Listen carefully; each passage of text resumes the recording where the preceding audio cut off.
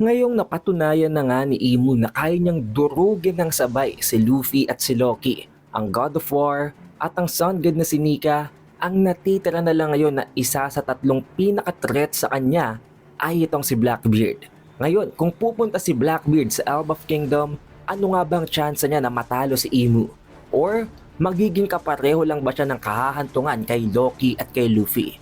Tatala ba? Uubra ba ang Yami Yami no Mi or ang Dark Dark Fruit kontra kay Imu? Dahil ang pinakaunang tanong dito guys, ang mga feats na pinupull off ni Imu, ang mga atake, ang mga weapons na ginagamit niya kontra kay Luffy at kay Loki, lahat ba ito ay induced ng isang Devil Fruit? Dahil kung hindi, hindi din tatalab doon ang Devil Fruit nitong si Teach. Na-witness na natin sa latest chapters kung gaano kadaya itong si Imu. Hindi lamang ang ability niyan ang Black Flames, ang Omen, ang napakaraming iba't iba niyang weapon, ang napaka-overpowered niya na Conqueror's Haki. Offensively, defensively, napaka-OP. Maging ang kanyang battle strategies, napakalupit. Pinagpaplanuhan niya ang lahat ng bagay. Hindi siya katulad ni Luffy na basta-basta sugod lang ng sugod saka lang nag-a-adjust ng mga atake. And it is very clear na at this point, walang binatbat sa kanya si Luffy at si Loki. Maging ang massive na Nidhogg form nitong si Loki, binata lang nitong si Imu. Pero kung si Blackbeard, si Teach ang tatapat sa kanya, maka-counter ba ni Teach ang lahat ng abilities na ito? Para maging malinaw ang matchup na ito at para maging fair, ko-consider natin dito ang lahat ng abilities na meron itong si Imu. At kung possible ba yun na ma-counter ng Yami Yami no Mi. Dahil kung hindi natin i-consider ang hacks dito ng Devil Fruit ni Blackbeard guys, mas kakawawain pa siya dito ni Imu kumpara kay Luffy at kay Loki. Ang pinakamadayang feature ng Yami Yami no Mi ay ang ability nito na i-counter at i-nullify ang kahit na anong Devil Fruit ng kalaban. Pero kailangan nito ng isang kondisyon guys. Kailangan hawak-hawak nitong si Blackbeard ang target. May physical contact, which means, oo napakadaya nito pero kung hindi niya naman malalapitan, hindi niya madidikitan nitong si Imu, paano niya yung kakounterin? Pero may solusyon naman dyan guys. May isang named attack itong si Blackbeard na tinatawag niya na Black Vortex. Sa pamamagitan nito, hinihigit niya ang bawat bagay sa paligid, maging ang target niya na gumagamit ng Devil Fruit.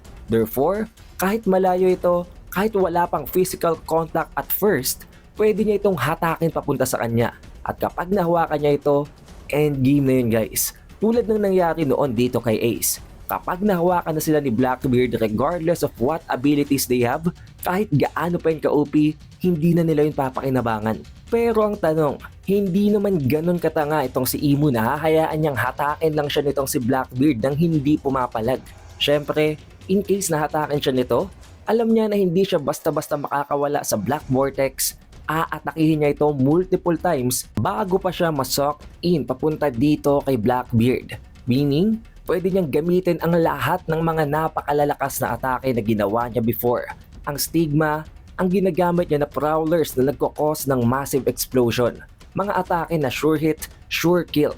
Pero kapag tumama yun dito kay Blackbeard guys, may mga magsasabi na okay lang. Hindi naman tatablan si Blackbeard. Pero tandaan nyo, meron ditong factor ng double pain.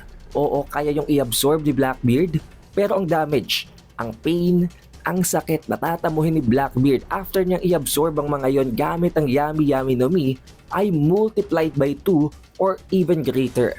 Which means, doble o baka mas mataas pa nga. Kung itingnan yung mabuti explosion na nakikreate ng mga Prowlers ng Black Flames ng Omen, sobrang laki nun. Paano yun iti-take ni Blackbeard kung multiple times stronger pa ngayon? Ang Stigma na kayang magwasak ng isang target tulad nitong si Loki, ita-times 2 din natin yon. Kakayanin ba yung tanggapin ni Blackbeard? Which is possible na bago pa nga niya mahigit itong si Imu, baka mawala na siya ng malay. Not to mention, nakita natin sa loob ng Flower Room, isa itong si Blackbeard. Sa mga wanted posters na tinatarget nitong si Imu, chances are, aware na siya sa abilities nito. Being a master strategist na maging itong si Loki, si Luffy, nagawa niyang talunin gamit ang paggamit niya ng mga tactics, alam din niya kung paano counterin ang ability na ito. maging ang isa sa pinaka-OP na ability nitong si Blackbeard na ang Black Hole, hindi din tatalab. Lumilipad nga itong si Emu at pwede nga pagtatadta din siya nito ng mga prowlers habang nasa itaas, na magiging mas malala pa nga para dito kay Blackbeard dahil napakabagal ng movement speed niya guys. Nakarelay lang siya sa mga napakalakas na atake gamit ang Gura-Gura no Mi. Pero kung pagtatatadta din siya nitong si Emu ng Omen, hindi niya yun mabablock basta-basta. Kung i-absorb niya yun gamit ang kanyang sariling ability ng Yami Yami no Mi, magiging masama pa yun para sa kanya. Magmumultiply pa ang pain nun pag tinanggap niya na to. Of course, i-consider pa rin naman natin dito ang Gura-Gura no Mi, pero hindi ako makahanap ng rason na pwede nating sabihin na kayang counterin si Emu ng Gura-Gura no Mi. Siguro, konting offense, pero ang talagang makaka-counter dito kay Emu na dapat nating pagtuunan ng pansin ay ang Yami Yami no Mi. Even in the event nga na mahawakan at magkaroon ng physical touch itong si Blackbeard at itong si Emu, sige na, i-consider na natin ang fact na tumalab ang Black Vortex nitong si Blackbeard, na hawakan niya si Emu, mananulify niya ang ability nito, pero dudurugin pa rin siya nitong si Emu gamit ang kanyang Conqueror's Haki. Nakita naman natin guys na napakalakas ng Conqueror's Haki nitong si Emu. Kung noon, nakakakita tayong mas split ang sky dahil sa Haki Clash, tanging pagdating pa lang nitong si Emu, arrival pa lang niya, nagkaroon na ng space, ng open hollow cloud sa itaas ng castle.